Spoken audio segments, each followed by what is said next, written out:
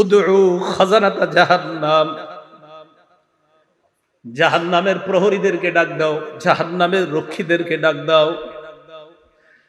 জাহান্নামের রক্ষী ফেরেশতারা বলবে, বলো কি বলবা? বলবে আর সহ্য করতে পারি না। রক্ষীরা বলবে, আলাম তাকু তাতিকুম রুসুলুকুম বিল বাইয়িনাত, রাসূলরা কি তোমাদের কাছে দাওয়াত নিয়ে আসে নাই? তারা বলবে, বালা এসেছে, তো গ্রহণ কেন করো নাই? এবার তারা বলবে, প্রহরীদেরকে ডাক দিয়ে লাভ নাই, উদউ মালিকা, জাহান্নামের দারোগা মালিককে ডাক দাও। ওয়ানাদাউ ইয়া মালিকুল ইয়াকদি আলাইনা রাব্বুক, জাহান্নামের দারোগা মালিককে ডাক দিবে, ডাক দিয়ে বলবে, ও মালিক, আল্লাহরে বলো আল্লাহ যেন আমাদেরকে মৃত্যু দিয়ে দেয়। জাহান্নামের দারোগা মালিককে যখন তারা ডাক দিবে, মালিক তাদের ডাকে সাড়া দিবে। ইমাম আহমদ বলেন, রুব্বিতু আন্না বাইনা দুআইহিম ওয়া বাইনা ইজাবাতি মালিকিন ইয়াহুম আলফা আম, হয় মালিক তাদের ডাকে সাড়া দিবে 1000 বছর পর। ডাক দিবে মালিক 1000 বছর পর। জাহান্নামের দারোগা মালিক বলবে, বলো কি বলবা? 1000 বছর পর বলবে, কি বলবা বলো। আল্লাহ আমাদেরকে হেফাজত করেন। তারা বলবে, আল্লাহরে বলো আল্লাহ যেন আমাদেরকে মরণ দিয়ে দেয় জাহান্নামে। মালিক বলবে, ইন্নাকুম মাকিসুন, চুপচাপ আযাব ভোগ করো।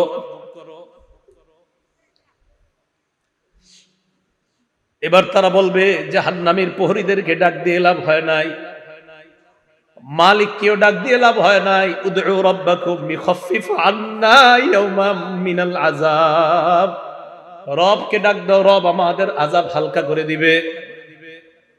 কেন না রবের চাইতে দয়ালু আর কেউ না। এবার তারা ডাক দিবে আল্লাহকে। আল্লাহকে ডাক দেওয়ার পর তারা বলবে, সূরা মুমিনুনের মধ্যে আল্লাহ বলেন, রব্বানা গালাবাত আলাইনা শিকওয়াতুনা, তারা ডাক দিয়ে বলবে, আল্লাহ আমাদের হতভাগ্য, আমাদের দুর্ভাগ্য আমাদের উপর বিজয় লাভ করছে। দুর্ভাগ্যদের অন্তর্ভুক্ত হওয়া যাবে না। আপনি জানেন না এই আয়াতটা আমি কতবার তেলাওয়াত করি, যখন সামনে আসে আমার এই আয়াত, কি অবস্থাটা হবে। জাহান্নামীরা বলবে, আল্লাহ আমাদের দুর্ভাগ্য, আমরা দুর্ভাগা হওয়ার কারণে আজকে আমাদের উপর, আমাদের এই দুর্ভাগা হওয়াটা আমাদের উপর বিজয় লাভ করছে। দুনিয়াতে আপনার কথা শুনি নাই। ওয়া কুন্না কওমান দাল্লিন, আল্লাহ আমরা ছিলাম পথভ্রষ্ট সম্প্রদায়। রব্বানা আখরিজনা মিনহা, আল্লাহ আমাদেরকে বের করে দেন না এখান থেকে। ফাইন উদনা ফাইন্না যালিমুন, আল্লাহ একবার বের করে দেখেন, আমরা যদি আর খারাপ কাজ করি, আমরা জালেম, আমরা আর খারাপ কাজ করব না। এই কথা বলার পর আল্লাহ যেই জবাবটা দিবেন,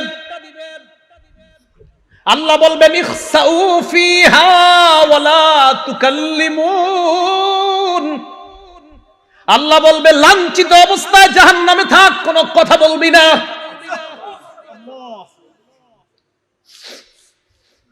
রব বলবে কথা বলবি না, চুপচাপ থাক। দয়াময় রব বলবে কথা বলবি না, চুপচাপ থাক।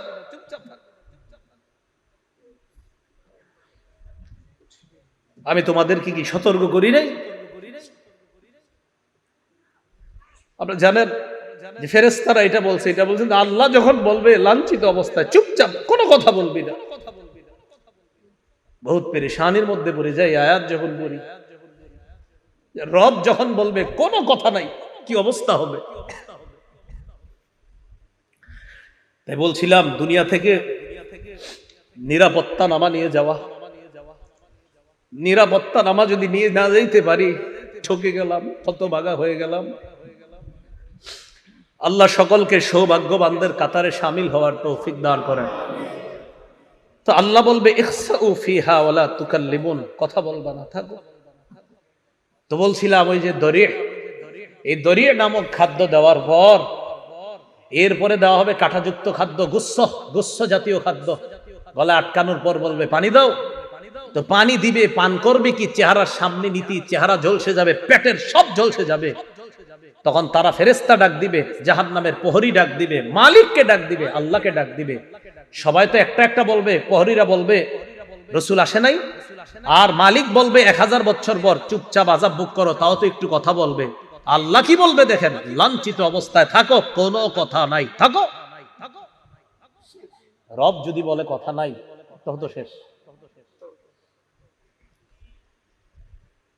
তো বলছিলাম দরিহ লা ইউসমিনু ওয়া লা ইউগনি মিন জু'। কয় দরি নামক খাদ্যটা কেমন জানো? এটা পুষ্টিও যোগায় না, ক্ষুধাও নিবারণ করে না। আচ্ছা, আমরা খাদ্য খাই কেন বলেন তো? হয়তো পুষ্টি বাড়ার জন্য, না হয় যেন ক্ষুধা নিবারণ হয়। আল্লাহ বলে লা ইউসমিনু, দরি নামক খাদ্য পুষ্টিও যোগাবে না, ক্ষুধাও নিবারণ করবে না। কিছু মনে করবেন না, পৃথিবীর একটা খাদ্য আছে যেই খাদ্যটা অ্যাভেলেবল মানুষ খায়, যেটা তার পুষ্টিও যোগায় না, ক্ষুধাও নিবারণ করে না। হুজুর কি এটা? মাশাআল্লাহ, ধূমপান। কি পান? ধূমপান। এটা পুষ্টিও যোগায় না, ক্ষুধাও নিবারণ করে না। বুঝা যায় দুনিয়ার ধূমপান জাহান্নামের দড়ির সাথে অনেকটা মিলে যায়। কি জি? জোরে কর না জি।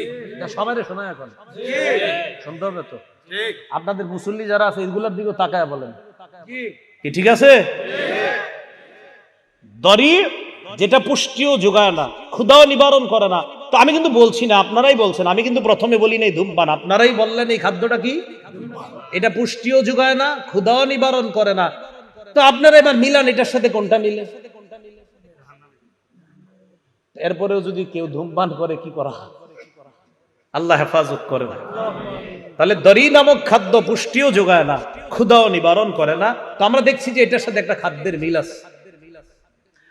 আর আমি মাঝে মাঝে অবাক হই, ধূমপানের প্যাকেটের মধ্যে লেখা থাকে ধূমপান মৃত্যু ঘটায়। লেখা আছে, মনে করেন লেখা আছে মৃত্যু ঘটায়, মানে আমি দেখতাছি লেখা মৃত্যু ঘটায়, এরপরেও টান দিতেছি, মানে কি? আল্লাহ আমাদের সকলকে এই দুনিয়াতে থাকতেই আমি, আপনি সহ আমরা সবাই যেন একদম কবর থেকে নিরাপদ হয়ে যেন আমরা কিয়ামতের মাঠে গিয়ে রহমতের চাদরে ঢেকে যেন আল্লাহ আমাদেরকে পুলসিরাত পার করে দেয়। আমিন। তাহলে এতক্ষণ জানলাম আমরা এমন কিছু চেহারা, যেই চেহারাগুলো নিচে থাকবে, যেই চেহারাগুলোর ভয়ঙ্কর অবস্থা হবে, জাহান্নামে যাবে, এরকম এরকম হবে। এবার আল্লাহ কি বলে দেখেন, কিছু চেহারা থাকবে নেয়ামতে পরিপূর্ণ। আলহামদুলিল্লাহ, আল্লাহ আপনি আমাদেরকে ওই চেহারাওয়ালা বানায়া দেন।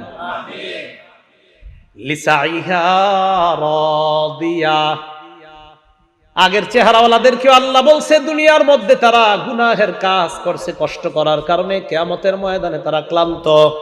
এবার কি বলে দেখেন, তারা দুনিয়ার মধ্যে আখিরাতের কর্ম করার চেষ্টা করছে, এই চেষ্টা করার কারণে রাদিয়া, কিয়ামতের ময়দানে তারা সন্তুষ্ট হয়ে যাবে। তাহলে আগের দল দুনিয়াতে খারাপ কর্ম করার কারণে ক্লান্ত, আর পরের দল দুনিয়াতে কর্ম করছে, কষ্ট করছে, বাকি তারা সন্তুষ্ট। তাহলে আগের দল কিয়ামতে ক্লান্ত, অসন্তুষ্ট, আর পরের দল লিসাইহা, দুনিয়াতে কর্ম করেছে, কষ্ট করেছে, বৃষ্টিতে ছাতা মাথায় দিয়ে পানি এদিকে লেগেছে সেদিকে লেগেছে, মসজিদে কষ্ট করে গিয়েছে। তাহলে ওরাও কষ্ট করেছে, তারাও কষ্ট করেছে। আল্লাহ বলে রাদিয়া, দ্বিতীয় শ্রেণীর কষ্ট যারা করেছে, কিয়ামতের ময়দানে এই চেহারাগুলা দেখলেই বুঝবা তারা সন্তুষ্ট। আর কি, ফি জান্নাতিন আলিয়া, তারা থাকবে নিরাপদ জান্নাতে, শান্তির জান্নাতে, চিরস্থায়ী চির সুখের জান্নাতে থাকবে, আলিশান জান্নাতের মধ্যে থাকবে। আচ্ছা, আমি আপনি আমরা যারা এখানে বসা, আমাদের যদি দেখা সাক্ষাৎটা জান্নাতে হয়, মজা কি কম হবে না বেশি?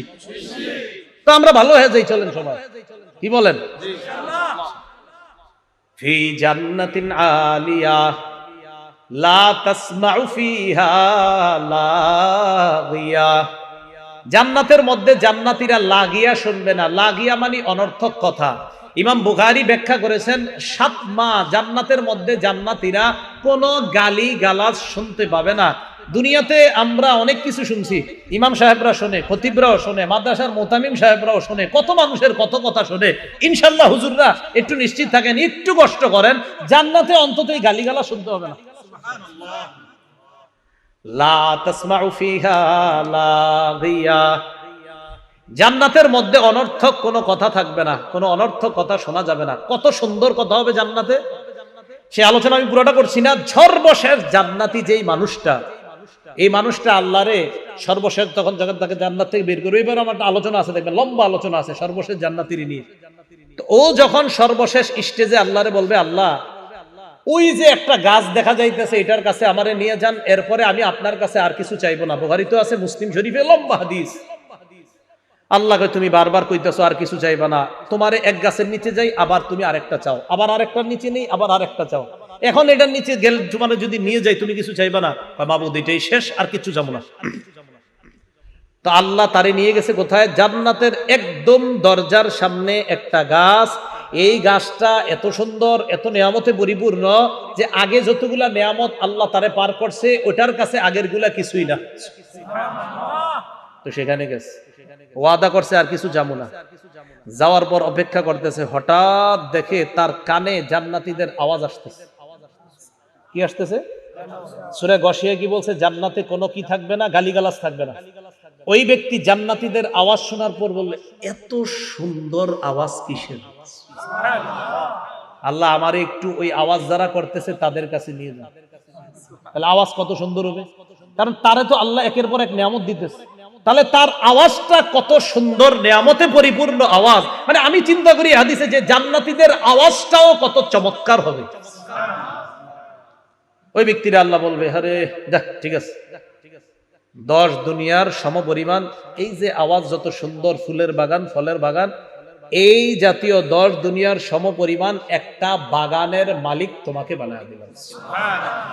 এটা আলিশান জান্নাতের বাগান, মানে আলিশান জান্নাত। এই জান্নাত মানে প্রাসাদ, রাজ প্রাসাদের মালিক বানায় দিলাম।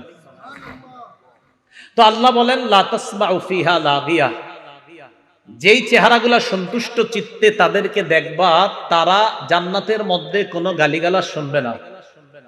লা তাসমাউ ফিহা লাগিয়া ফিহা আইনুন জারিয়া, সেখানে তাদের জন্য থাকবে প্রবাহমান ঝর্ণা, যেই ঝর্ণা থেকে দুধের নহর প্রবাহিত হবে, মধুর নহর প্রবাহিত হবে। হাদিসের মধ্যে আসছে, রাসূল বলেন, তুফাজ্জারু আনহারুল জান্নাহ মিন তাহতি তিলাল আও মিন তাহতি জিবালিল মিসকি, কয় মেশক আম্বর থেকে জান্নাতের নহরগুলা জান্নাতীদের বালাখানার নিচ দিয়ে প্রবাহিত হবে।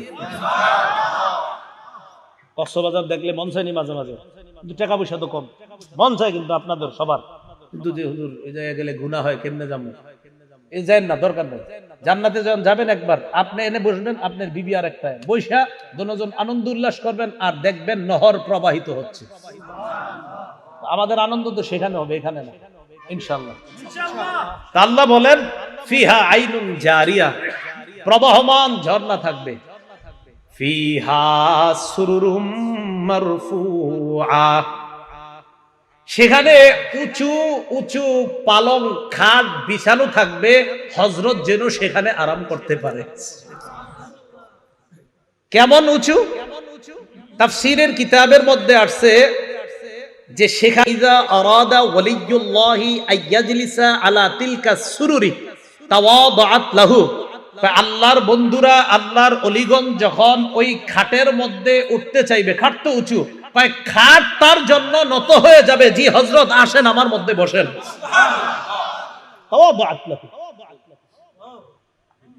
ফিহা সুরুরুম মারফুআতু ওয়া আকওয়াবুম মাওদুআ, তো খাটে বসবেন।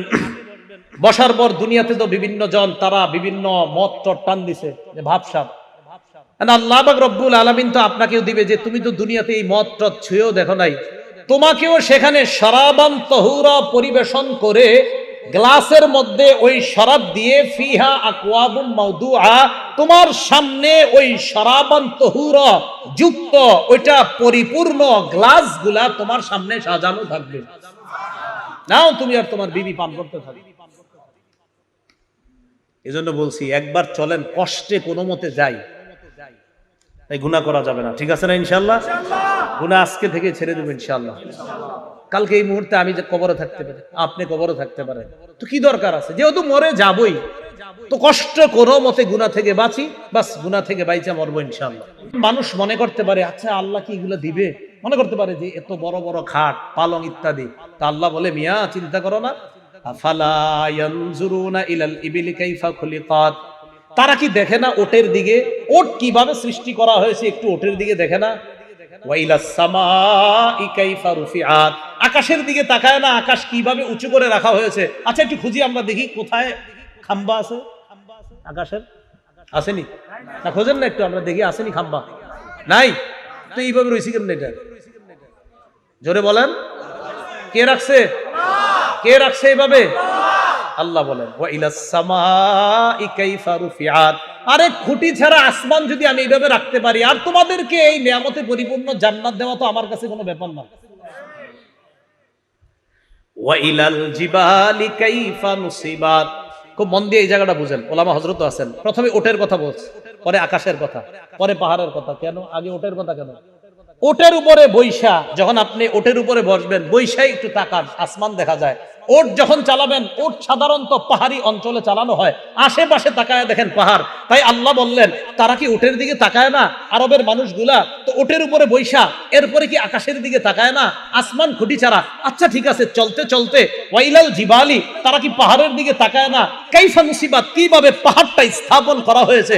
আচ্ছা তারা যে জমিনের উপর চলতেছে, ওয়াইলাল আরদি কাইফা সুতিহাত, জমিনের দিকে তাকায় না যে জমিনটা কিভাবে বিছিয়ে রাখা হয়েছে, আমি আল্লাহ বিছিয়ে দিলাম। আর ওই বিছানো জমিনের উপর তো তুমি ওটের মধ্যে আরোহণ করে আসমান আর পাহাড়গুলা দেখতে পাচ্ছ।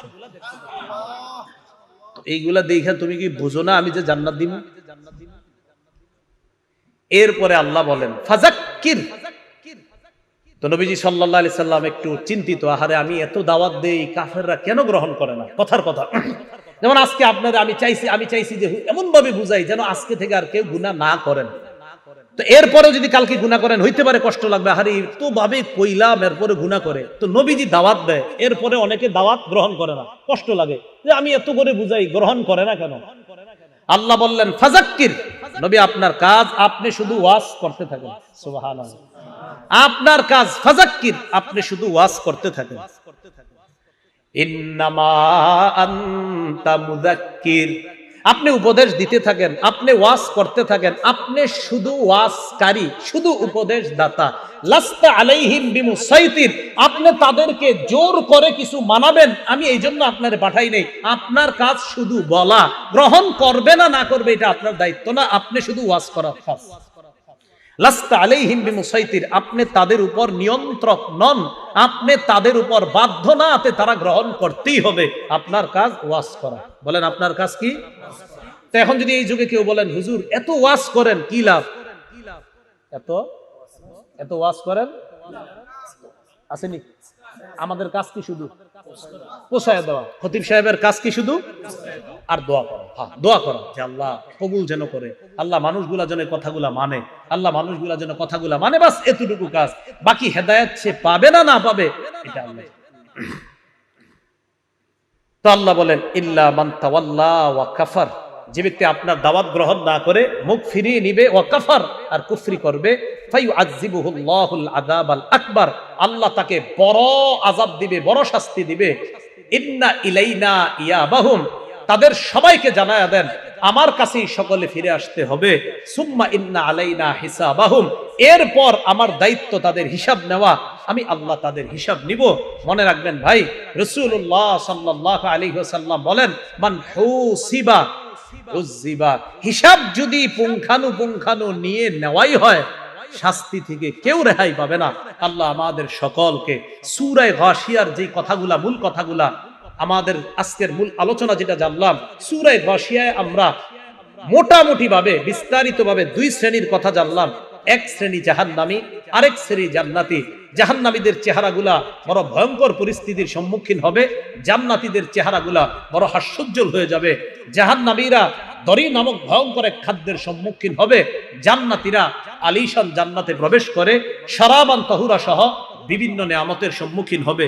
আল্লাহ আমাদের সকলকে সৌভাগ্যবান তথা জান্নাতীদের অন্তর্ভুক্ত যেন দুনিয়াতে থেকেই নামটা লিখিয়ে যেতে পারি, আল্লাহ তৌফিক দান করেন। সর্বশেষ আমাদের সকলের সাক্ষাৎ যেন আল্লাহ আবার জান্নাতে করিয়ে দেয়। আল্লাহ আমাদের সকলকে কবুল করে নেন। আমিন ওয়া আখিরু দাওয়ানা আনিল হামদুলিল্লাহি রাব্বিল আলামিন। আল্লাহ পাক রব্বুল আলামিন আমাদের সকলকে যেই কথাগুলো বললাম, সঠিক যতগুলা কথা সব আল্লাহর পক্ষ থেকে হয়েছে, ভুল ভ্রান্তি যা হয়েছে আমার পক্ষ থেকে হয়েছে। আল্লাহ আমাদের সকলকে ক্ষমা করে দেন।